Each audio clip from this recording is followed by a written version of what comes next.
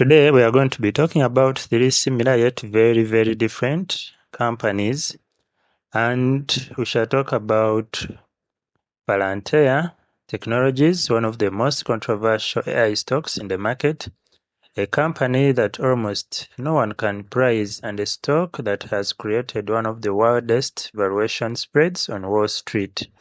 And then we shall talk about SoFi Technologies. They have their earnings coming out here in just a couple of weeks.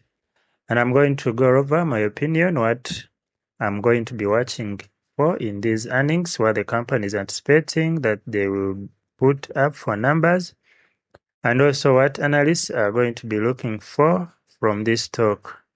We are going to go over that in this video, and also we are going to talk about another stock, PayPal. PayPal has been a depressing company over the course of the last year. It's down almost 40% over the last 5 years. This is a stock that has gone from over $300 per share to now trading around $46 per share.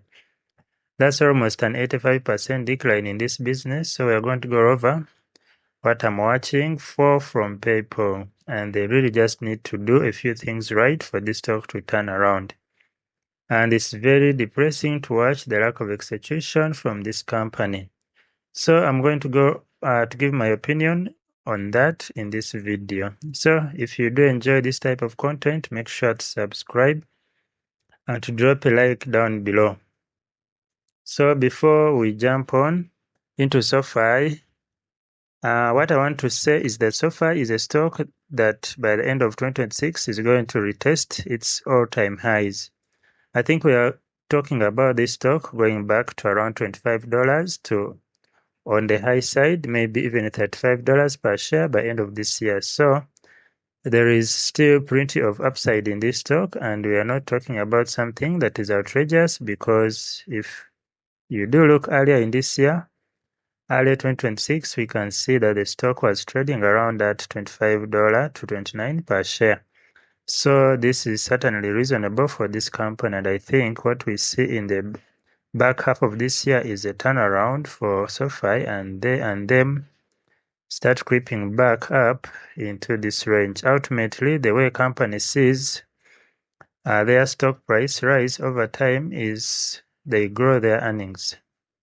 The way you grow your earnings is you also have to grow your top line numbers. And so SoFi has done a great job of growing both over the last few years. So we are going to have to see what the company ends up putting up here in their Q2 earnings report, which is expected on July 29th before the market opens. And for this upcoming earnings announcement, analysts are expecting revenue to come in around $1.12 billion, and that would be a 30% increase year over year. In terms of their bottom line numbers, analysts are anticipating about 11 cents EPS, and that means up from 9 cents of EPS a year ago. And really, these numbers are just based on the company's guidance, and they provide as provided during Q1. So they say that revenue in Q2 was going to grow by approximately 30%. They said that margins were going to be around 30%, and that net income margins were going to be around 12 to 13%. So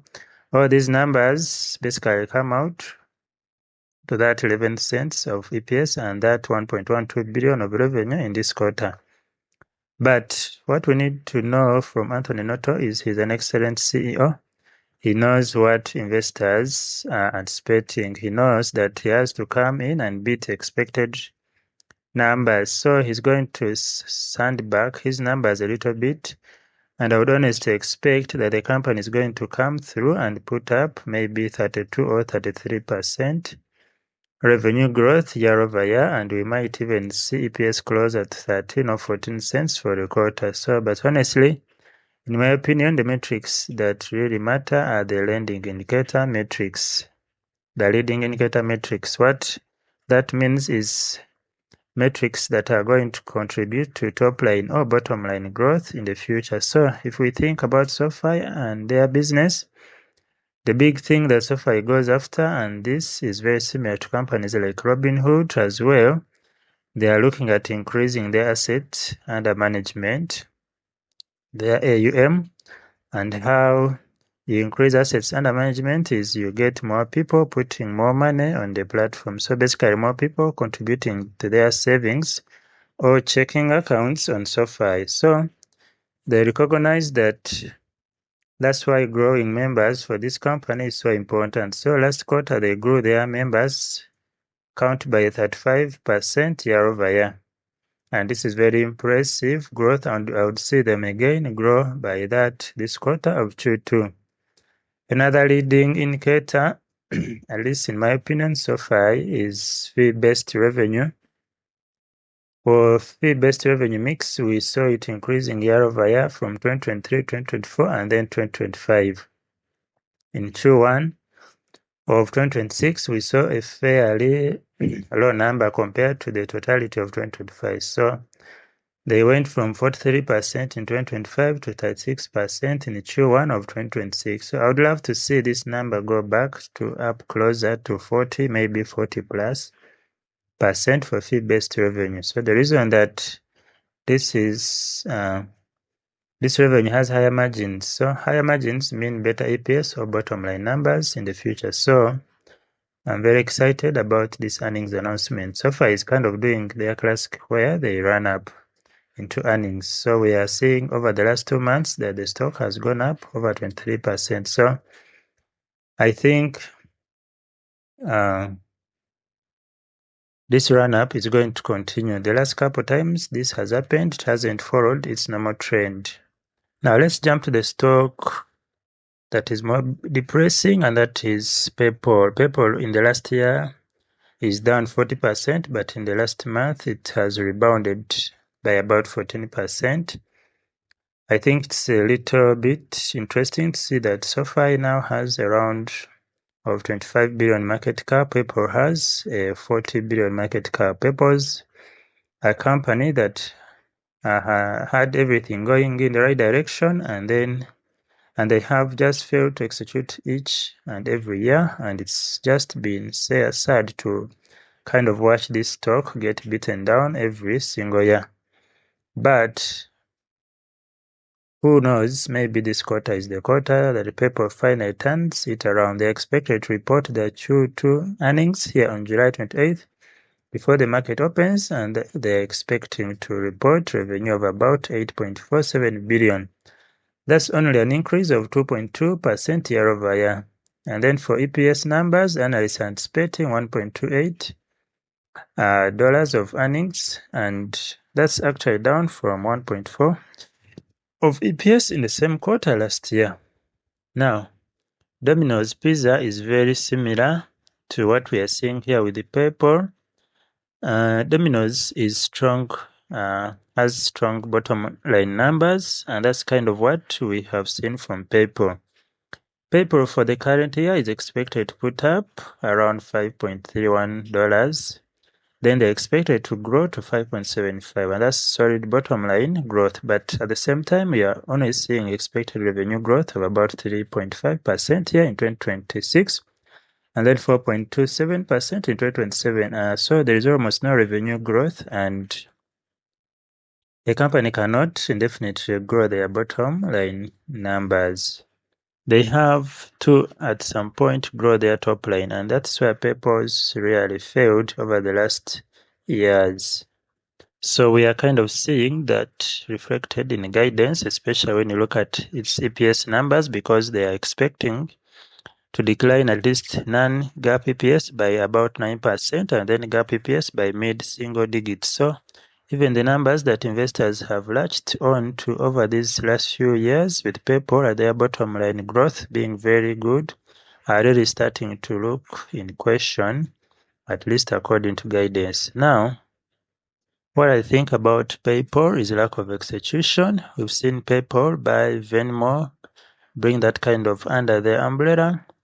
That brought in tons of new users. PayPal, as kind of a platform, has continued to grow their user little by little. Ultimately, they've done a lot of very interesting things, but what I think they have lacked is the execution and willingness to pivot. If you think about SoFi, for instance, SoFi a few years ago was just a lending business. That was all they did. After Renato saw the writing on the wall, saw how volatile that business can be, how much competition can come into that business, and said we need to build an ecosystem that brings people in and then gets them using the SoFi platform. Now, PayPal has not done that, so it has stuck with payments. And that has been their sole thing, their only thing. SoFi has built out an ecosystem. Now coming to Palantir, Palantir is one of those companies that almost no one can price. And I know that sounds crazy. Just look at the spread. Wall Street's got prices ranging from about 70 to 255. Same company, same financials, same stock. And that's no small disagreement. That is a valuation war. So the real question isn't whether it's a good company anymore. I know the business is impressive. The real question is whether the stock can still climb back toward this 200 without asking investors to believe in perfection. So, starting with where Palantir is today, the stock closed at around 126.79 on July 10th, trading around that level in recent sessions, down roughly 39% from its 52-week high of 207.52. Set back in November 2025, and that matters because people ask whether Palantir can climb back to 200. They are really asking whether there is still more than 50% upside sitting inside one of the most controversial AI stocks we've ever seen. So that's a big move, but it's not some random number.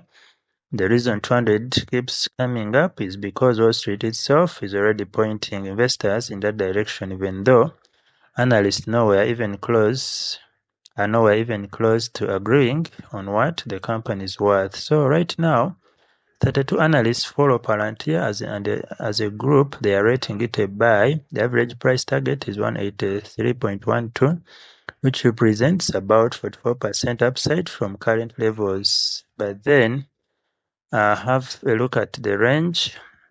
The most bullish target got as high as 255 with a median of 200.